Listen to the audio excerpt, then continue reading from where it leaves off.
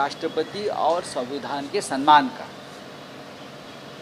प्रधानमंत्री जी नए संसद भवन का उद्घाटन करते हैं, अपने अधिकार में करेंगे। लोकसभा के अध्यक्ष ने उन्हें इनवाइट किया है, लेकिन अगर आप निमंत्रण पत्रिका देखें, अगर आप कार्ड्स देखें, तो संविधान के दूसरे नंबर के जो नेता होते हैं उपराष्ट्रपति, उनका भी नाम नहीं है। राष्ट्रपति तो है ही नहीं। अरे भाई, राष्ट्रपति को निमंत्रण तो दीजिए। बात यहाँ अटकी हुई है। उस बारे में कोई नहीं बोल रहा है कि हम राष्ट्रपति को क्यों नहीं बुला रहे हैं, उपराष्ट्रपति जी का नाम क्यों नहीं है,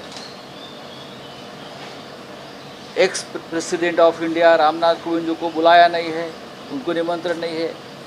तो क्या ये एक पार्टी का समारोह है? क्या है ये? उसके ऊपर जवाब दीजिए। अपोजिशन का जो विरोध है, ये देश के सम्मान का लिए विरोध है। नई पार्लियामेंट ये कोई प्राइवेट प्रोग्राम नहीं है, ये देश का कार्यक्रम है, ये नेशनल प्रोग्राम है, राष्ट्रीय कार्यक्रम है, और देश का एक संसद का उद्घाटन होने जा रहा है। अब आप बोल रहे हैं कि इंदिरा गांधी जी ने फलाना एक्सटेंशन किया था पार्लियामेंट का, उसका उद्घाटन किया। एक्सटेंशन और पार्लियामेंट में फ़र्क होता है। राजीव गांधी जी ने लाइब्रेरी का उद्घाटन किया था, लाइब्रेरी की इमारत और पार्लियामेंट का।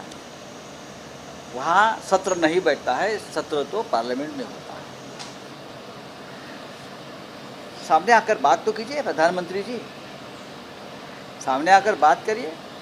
ऑस्ट्रेलिया में डेमोक्रेसी है या पपुआ गिनिया में हमारे चरण स्पर्श किया, ये क्या है? इस देश की लोकशाही धाराशाही, लोकतंत्र धाराशाही हो रहा है। आप उसके बारे में बात करें। अमित शाह जी साफ कह रहे हैं कि हमने एक एमएलए, एक एमपी को इनवाइट किया है और ये एक देश का इवेंट है जिसमें लोगों मैं मानता हूँ, अमित शाह जी की बात मैं मानता हूँ। हमें भी इन्विटेशन आया है। मैं मेंबर ऑफ पार्लियामेंट हूँ। जब बड़े आदमी की शादी होती है गांव में, तो पूरे गांव को शादी को बुला लेते हैं। उनके लोग जाते हैं और पूरे गांव में इन्विटेशन देते, आइए खाने को, आइए पीने को, आइए कॉकटेल डिनर है, आइए और कुछ आइए। लेकिन मुद्दा ये है कि राष्ट्रपति को क्यों नहीं बुलाया। अब उस बारे में मुद्दा ये है, उपराष्ट्रपति कहाँ गायब हो गए देश में, जो राज्यसभा के चेयरमैन है। आज हमने लिखा है लालकृष्ण आडवाणी जी, जिनकी पूरी ज़िंदगी इस पार्लियामेंट में गई है और जिनकी वजह से भारतीय जनता पार्टी को अच्छे दिन आज देखने को मिल रहे हैं, आज वो आडवाणी जी कहाँ गायब हो गए? यह हमारे सवाल का जवाब दीजिए। और क्या है? सर, मायावती सपोर्ट कर रही है, मायावती कह रही है कि जाना चाहिए अपोजिशन पार्टीज। मायावती जाए, मायावती जी को किसने रोका है? अपोजिशन पार्टीज की आप बता रहे हैं कि कुछ 20 मायावती कहाँ अपोजिशन में है भाई? आपको किसने कहा कि मायावती अपोजिशन में है? अरे मायावती जी और बहन जी किसको सपोर्ट करती है और क्या होती है, सबको मालूम है।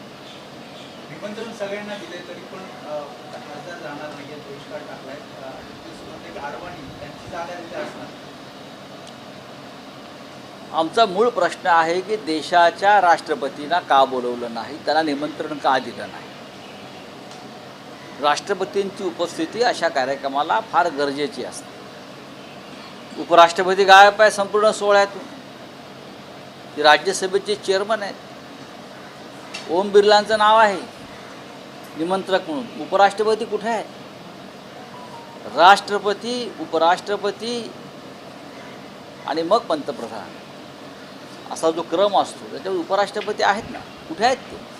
बघा, हे भारतीय जनता पक्षाचे प्रवक्ते काही खुलासे करत बसतील, पण मूळ प्रश्न हाच आहे. हा मूळ प्रश्न हाच आहे की नवीन संसद भवनाला विरोध कोणी करत नाही आहे. नवीन संसद भवनाच्या उद्घाटन सोहळ्याला विरोध कोणाचा नाही आहे. राष्ट्रपतींना दूर का ठेवलं, हा प्रश्न आहे. उपराष्ट्रपती गायब का झाले, हा प्रश्न आहे. अख्खं आयुष्य त्याने संसदेमध्ये काढलं. या देशातले सगळ्यात प्रमुख नेते लालकृष्ण आडवाणी जी कुठे आहेत, हा प्रश्न आहे. त्यांना आमंत्रण आहे की नाही, हा प्रश्न आहे. ज्या अडवाण्यांमुळे भारतीय जनता पक्षाला आजचे अच्छे दिन दिसत आहेत ते अडवाणी कुठे आहेत? हे काही प्रश्न लोकांच्या मनात आहेत, तुम्ही त्यावर का बोलत नाही? आणि तुम्ही अलाना फलाना गलाना, हमने ये किया, हमने वो किया, इंदिरा जी ने वो किया, राजीव गांधी ने ये किया, वीपी सिंह ने वो किया, उसके ऊपर क्यों बात कर रहे? मुद्दे की बात करो, बात पते की करो. सर, राष्ट्रपतींना निमंत्रण नाहीये, ते देशाचे लसूण लागेल असून होती.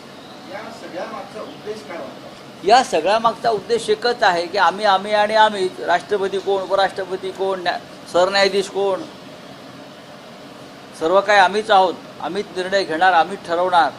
इतिहासामध्ये फक्त आमचं नाव राहिलं पाहिजे, यापेक्षा वेगळं काय आहे? शिवसेना शिंदे गटाची बैठक झाली लोकसभेच्या तयारीसाठी. त्यांनी 22 ते 23 जागांची मागणी केलेली आहे.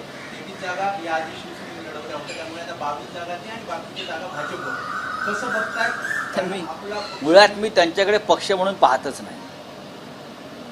तुम्ही जो काय शिंदे मिंदे गट म्हणताय त्यांच्याकडे मी पक्ष म्हणून पाळलेच नाही. भारतीय जनता पक्षानं पाळलेला तो कोंबड्यांचा खुराडा आहे.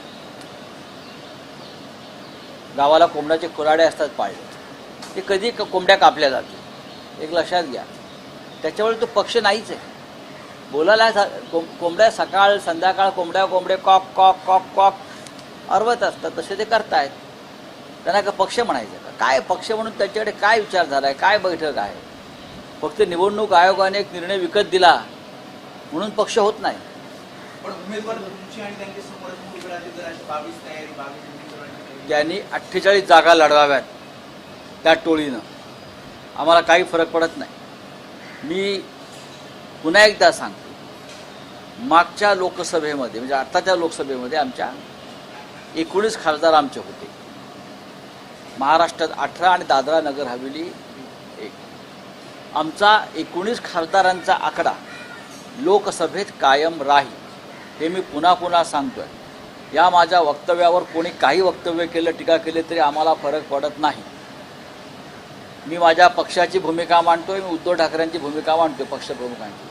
आमचा 19चा आकडा कायम राहील. सर, वर्षा बंगल्यावर कल्याण झालेल्या लोकसभेमध्ये श्रीकांत बैठकीमध्ये- शिंदे यांच्या जागेवरती भाजपला जागा देणार नाही समज असं. सर, वर्षा बंगल्यावर झालेल्या बैठकीमध्ये एकनाथ शिंदे यांनी त्यांच्या खासदारावर नाराजी व्यक्त केली. ते मोबियाची कामं करतायत अशी तक्रार त्यांच्याकडे आलेली, म्हणून त्यांनी नाराजी व्यक्त नाही, मला माहीत.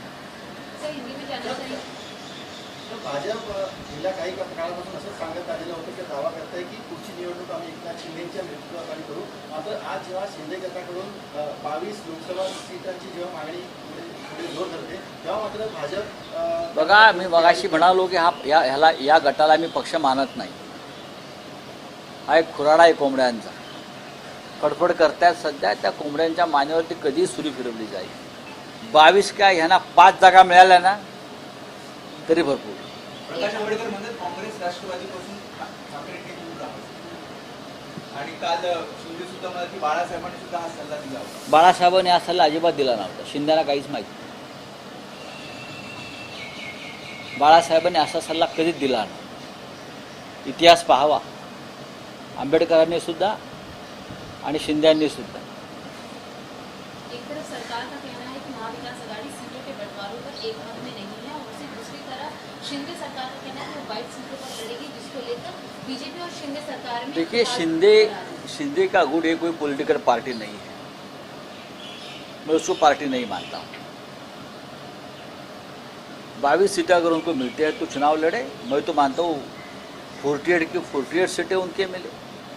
लेकिन मैं मेरे बारे में कह सकता हूँ, मेरे पार्टी के बारे में बोल सकता हूँ, उद्धव ठाकरे की भूमिका में बोल सकता हूँ कि अभी के पार्लियामेंट में, सदन में, लोकसभा में हमारे 19 MP थे. 18 महाराष्ट्र से थे, 1 दादरा नगर हवेली. वो आंकड़ा हमारा लोकसभा में कायम रहेगा. सर, इसी के अलावा विपक्ष की एकजुटता को लेकर लगातार प्रयास चल रहे हैं. महाविकास आघाड़ी के भीतर ही 3 पार्टियों के अलग पक्ष हैं. यहाँ कांग्रेस से नाना पटोले ने कहा है कि उनका प्राइम मिनिस्टर का चेहरा राहुल गांधी है, जिस पर अभी तक अगर राहुल गांधी ये स्वीकार लेता है, राहुल गांधी या मल्लिकार्जुन खड़गे साहब इस बारे में ओपन जाकर बात करेंगे तो हम उसके ऊपर चर्चा करेंगे. करने दो ना. खड़गे साहब राष्ट्रीय कांग्रेस के अध्यक्ष हैं, खुद राहुल गांधी जी है, हम बात करेंगे. लेकिन सर, विपक्ष के चेहरे की घोषणा कब होगी? हो जाएगी, उसमें क्या आहे. ठाण्यापुढे विरोधात काही जण काँग्रेसची तक्रार करतात हायकमांडकडे, कसं बघताय? त्यांच्या पक्षातल्या तक्रारीविषयी मी कशाला काय. सर एक फिल्म आई Kerala story, the Kerala story, और अब एक फिल्म आ रही है the diary of West Bengal, उसके निर्देशक को लोग लीगल नोटिस भेजा गया है ममता बनर्जी की तरफ से. देखिए, अब डायरी ऑफ महाराष्ट्र खोका सरकार, हम लोग सिनेमा बना रहे हैं. जब ये डायरी वो स्टोरी, तो खोका स्टोरी भी आ जाएगी ना. मैं विवेक अग्निहोत्री और एक केरला स्टोरी के प्रोड्यूसर को स्टोरी देने वाला हूँ कि खोका स्टोरी जो है ये बहुत बड़ी एक हिस्टोरिक फिल्म बन जाएगी और उसमें आदमी कम और खोके ज़्यादा रहेंगे. सर बंगाल पे फोकस कर रही है ये जो. अरे करने तो क्या होता है उसके. धन्यवाद.